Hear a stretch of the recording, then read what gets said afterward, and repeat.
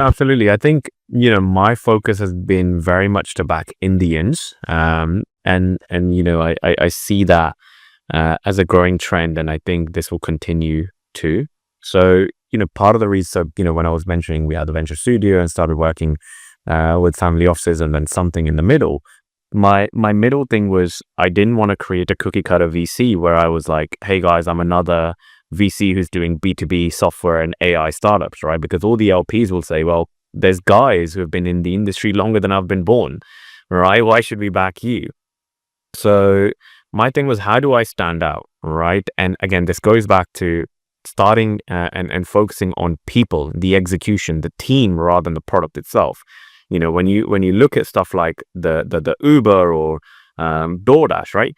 You don't go, wow, what an amazing idea. I could never think of it. No, it's a pretty cool idea, but wow, what an amazing team, right? Uber wasn't the first company to think about a car marketplace, right? Bridging the gap. It was the fifth or the sixth. It was a team behind it that led to it.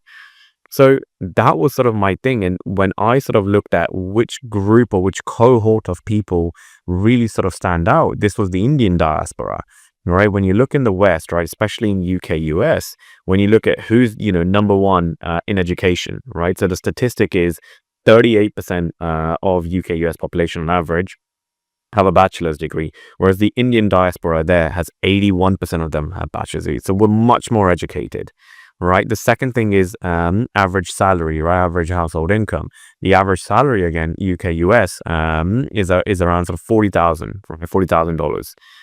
Whereas the Indian diaspora, the average salary that we're banking in UK, US, is close to about $80,000, like 78 something. So we're twice as much. And then you also look at, CEOs, right? Microsoft, Google, YouTube, FedEx, Perplexity, right?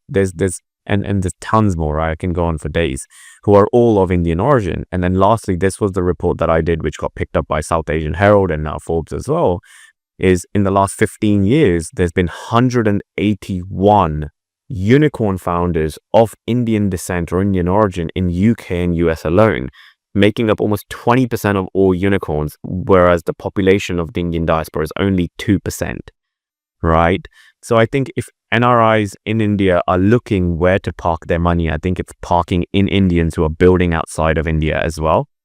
I think the Indian market is great, right? And I think the market will do really, really well. We have a very young population, right? I think 26.4 is the average age in the country. So I think over the next 2 decades, we have immense prosperity to come, given that, Modi ji and whoever sort of comes after him is able to sustain that innovation pathway, and foreign direct investments continue to sort of pool in. But this talent of Indians who are building outside of India, I think that's the where I see it, right? This is just, again, my 2 cents, is where the real scope of gold is, right? Because these guys are building with the same mindset, the same sort of conservative mindset of like, right, I need to be cash constrained, but now I have the resources of the West, right? I have the education and the mindset of Indian,